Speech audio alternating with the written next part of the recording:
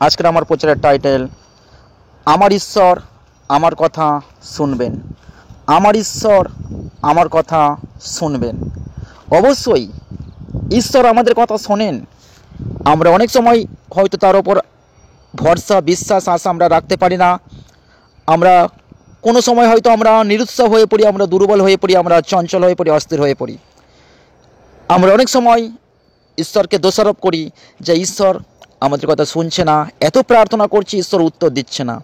তো ঈশ্বরের সন্তানেরা, চলুন আজকে আমরা ঈশ্বরের বাক্য দেখব, আর ঈশ্বরের বাক্যে ঈশ্বর আমাদের সঙ্গে কি চুক্তি করেছেন আজকে আমরা বাক্যের মধ্যে দেখব যে আমার ঈশ্বর আমার কথা শুনবেন।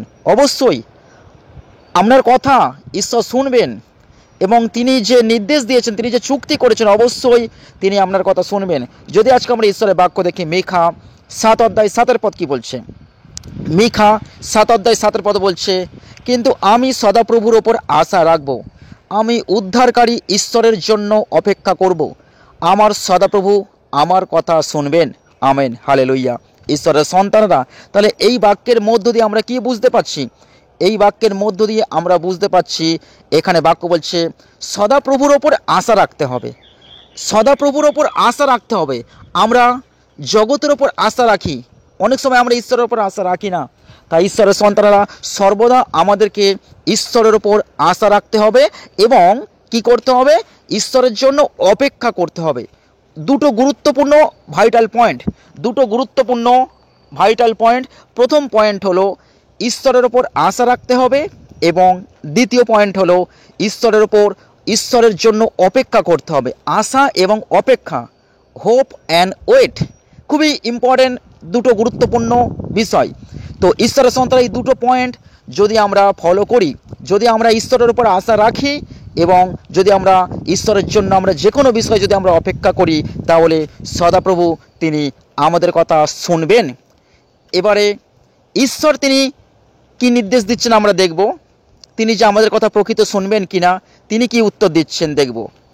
মার্ক 10:49 মার্ক 10:49 এখানে ঈশ্বরের বাক্য বলছে, সাহস করো, ওঠো, যিশু তোমাকে ডাকছেন। হালেলুইয়া। তাহলে যিশু যে আমাদের ডাকে, আমরা যদি তার ওপর ভরসা রাখি, আমরা যদি তার ওপর আশা রাখি এবং তার জন্য অপেক্ষা করি, তাহলে যিশু আমাদেরকে ডাকেন। যিশু আমাদেরকে ডাকেন। যেমন অন্ধবর্তিময় তার জন্য অপেক্ষা করছিলেন এবং ধৈর্য ধরেছিলেন এবং আশা রেখেছিলেন যে যিশু একদিন আসবে এই পথ দিয়ে, আর যিশুর জন্য বহু বৎসর অন্ধবর্তিময় অপেক্ষা করছিল। তাই অন্ধবর্তিময়ের কাছ থেকে আমরা দুটো শিক্ষা পাই।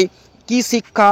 তিনি ঈশ্বরের জন্য, যিশুর জন্য তিনি ধৈর্য ধরে অপেক্ষা করছিলেন এবং তার বিশ্বাস ছিল, ধৈর্য ধরে অপেক্ষা করছিল। এবং যখন তিনি বহু বৎসর ধৈর্য ধরে অপেক্ষা করছিল এবং ঈশ্বরের উপর যখন তিনি আশা রেখেছিলেন, আশা এবং অপেক্ষা অন্ধবর্তিময়ের কাছ থেকে আমরা পেয়েছি, এবং সেই আশা নিরাশা হয়নি। যে অন্ধবর্তিময় অপেক্ষা করছিল তার অপেক্ষাও নিরাশা হয়নি। তো ঈশ্বরের সন্তানরা, যিশু সেখানে এসেছিলেন, তার আশাকে পূর্ণ করেছিলেন, আর তিনি বলেছিলেন, বলো তুমি কি চাও আমার কাছে, বলো তুমি কি চাও আমার কাছে। তিনি আশা রেখেছিলেন অন্ধবর্তিময়। ঈশ্বরের সন্তানরা, আমরাও ঈশ্বরের উপর আশা রাখুন আর অন্ধবর্তিময়ের মতো অপেক্ষা করুন। তিনি বছরের পর বছর অপেক্ষা করেছিলেন। জন্ম অন্ধ যিশুর জন্য বছরের পর বছর অপেক্ষা করেছিল। আজকের আমরা হয়তো 1 মাস ফল পাইনি, 2 মাস ফল পাইনি, 6 মাস, 1 বছর ফল পাইনি। অবশ্যই যদি আমরা অন্ধবর্তিময়ের মতো যদি আমরা আশা এবং ঈশ্বরের জন্য অপেক্ষা করি, অবশ্যই তিনি তার মিরাক্কেল আমাদের জীবনে আনবেন। কারণ এই বাক্যের মধ্যে দিয়ে বলছে, যিশু বলছে, সাহস করো, ওঠো, যিশু তোমাকে ডাকছেন। Hallelujah, hallelujah. তারপরে যদি আমরা দেখি গীত সংহিতা 31:24 কি বলছে? গীত সংহিতা 31:24 এখানে ঈশ্বরের বাক্য বলছে, তোমরা যারা সদাপ্রভুর ওপর আশা রাখো, তোমরা বলবান হও ও সাহস করো। হালেলুইয়া। তাহলে এখানেও গীত সংহিতা 31:24 এখানেও বলছে, যারা সদাপ্রভুর ওপর আশা রাখো। ঈশ্বরের সন্তানরা, হতে পারে আজকের দিনে আপনি একটা আশা রেখেছেন যে আমার সন্তান আসছে না, আমি পিতা হতে পারছি না, আমি মাতা হতে পারছি না, আমার বিভিন্ন রোগে আমি আক্রান্ত, আমার এই সমস্যা ওই সমস্যা, আপনি একটা আশা নিয়ে ঈশ্বরের কাছে এসেছেন, অবশ্যই অন্ধবর্তীর মনের মতো আপনি আশা রাখুন। আর গীত সংহিতা 31:24 এখানেও বলছে যে যেন আমরা তার ওপর আশা রাখি এবং সেই সঙ্গে আমরা যেন কখনো নিরুৎসাহ না হয়ে পড়ি, আমরা যেন ভেঙে না পড়ি, আমরা যেন চঞ্চল অস্থির বা দুর্বল না হয়ে পড়ি। এখানে বলছে তোমরা বলবান হও ও সাহস করো। তাহলে আমাদেরকে আশা রাখতে হবে, আমাদেরকে অপেক্ষা করতে হবে এবং আমাদেরকে বলবান হতে হবে এবং আমাদেরকে সাহস রাখতে হবে। তাহলে 4টি পয়েন্ট, আগে আমরা 2টো পয়েন্ট পেলাম, এরপরে আমরা ফের 2টো পয়েন্ট পেলাম, মোট 4টে পয়েন্ট পেলাম। তাহলে আজকের আমরা 4টে পয়েন্ট আমি আবার বলছি। প্রথম পয়েন্ট হলো যে ঈশ্বরের ওপর আশা রাখতে হবে। দ্বিতীয় পয়েন্ট, ঈশ্বরের জন্য অপেক্ষা করতে হবে।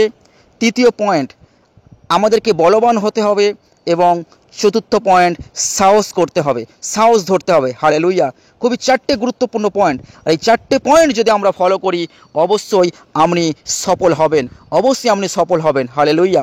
তারপরে যদি দেখি যিশায় 41:13, যিশায় 41:13 এখানে ঈশ্বরের বাক্য বলছে, কারণ আমি সদাপ্রভু তোমার ঈশ্বর তোমার ডান হাত ধরে আছি, তোমাকে বলছি ভয় করো না, আমি তোমাকে সাহায্য করব। হালেলুয়া!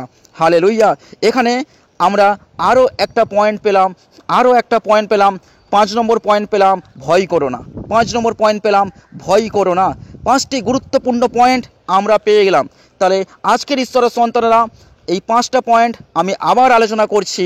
প্রথম পয়েন্ট, আপনি ঈশ্বরের কাছ থেকে উত্তর পাবেন। প্রথম পয়েন্ট, আপনাকে ঈশ্বরের ওপর আশা রাখতে হবে। দ্বিতীয় পয়েন্ট, আপনাকে অপেক্ষা করতে হবে। তৃতীয় পয়েন্ট, আপনাকে বলবান হতে হবে। চতুর্থ পয়েন্ট, আপনাকে সাহসী হতে হবে। পঞ্চম পয়েন্ট, আপনাকে আপনি ভয় করবেন না। তাহলে ভয় করবেন না। তাহলে এই পাঁচটি বিষয় যদি আমরা মেনে চলি অবশ্যই অবশ্যই তিনি আমাদের জীবনে তিনি মিরাক্কেল করবেন। হালেলুয়া! হালেলুয়া! গীত সংহিতা 29:11 কি বলছে? গীত সংহিতা 29:11 কি বলছে? সদাপ্রভু তার লোকদের শক্তি দেন, সদাপ্রভু তার লোকদের শান্তি দিয়ে আশীর্বাদ করেন। হালেলুয়া! তাহলে আজকের এই বাক্য থেকে আমরা জানতে পারলাম, গীত সংহিতা 29:11 বলছে ঈশ্বর তার লোকদের শক্তি দেন। অবশ্যই আপনি যখন দুর্বল, আপনি যখন ভেঙে পড়েছেন, আপনি যখন হতাশ হয়ে পড়েছেন, আপনি যখন নিরাশ হয়ে পড়েছেন, আপনি যখন সাহস রাখতে পারছেন, আপনি যখন ভয় করছেন, ঈশ্বর তখন তার লোকেদের শক্তি দেন। হালেলুয়া! এবং ঈশ্বর তার লোকেদের শান্তি দিয়ে আশীর্বাদ করেন, শান্তি দিয়ে আশীর্বাদ করেন। অবশ্যই ঈশ্বরের সন্তানরা এই 5টি গুরুত্বপূর্ণ পয়েন্ট যদি আপনি ফলো করেন অবশ্যই ঈশ্বর আপনাকে শক্তি দেবেন, ঈশ্বর আপনাকে শান্তি দেবেন, ঈশ্বর আপনাকে আশীর্বাদ করবেন, ঈশ্বর আপনার মধ্যে থেকে সেই ভয়টা দূর করবেন, ঈশ্বর আপনাকে বলবান করবেন, ঈশ্বর আপনাকে সমস্ত দিকে ঈশ্বর আপনার আশাকে পূর্ণ করবেন এবং ঈশ্বর আপনাকে উদ্ধার করবেন। হালেলুয়া! হালেলুয়া! ঈশ্বরের সন্তানেরা আজকে এই বাক্যের মধ্য দিয়ে আমরা বুঝতে পারলাম যে ঈশ্বর তিনি আমার কথা শুনবেন, ঈশ্বর তিনি আমার কথা শুনবেন এবং তিনি উত্তর দেবেন। হ্যাঁ ঈশ্বরের সন্তানেরা, অবশ্যই ঈশ্বর তিনি আপনার কথা শুনতে চান এবং তিনি আপনাকে সর্বদা আপনার সাথে তিনি কথা বলতে চান। তাই আজকের যে বিষয় নিয়ে আমরা আলোচনা করলাম, আজকের আমাদের প্রচারের বিষয় ছিল যে আমার ঈশ্বর আমার কথা শুনবেন। অবশ্যই আপনি প্রার্থনা করুন আর এই 5টা পয়েন্ট আপনি ফলো করুন, তাহলে ঈশ্বরও আপনার কথা শুনবেন। সবাইকে ধন্যবাদ, সবাই ভালো থাকবেন, সুস্থ থাকবেন। জয় যিশু। হালেলুয়া!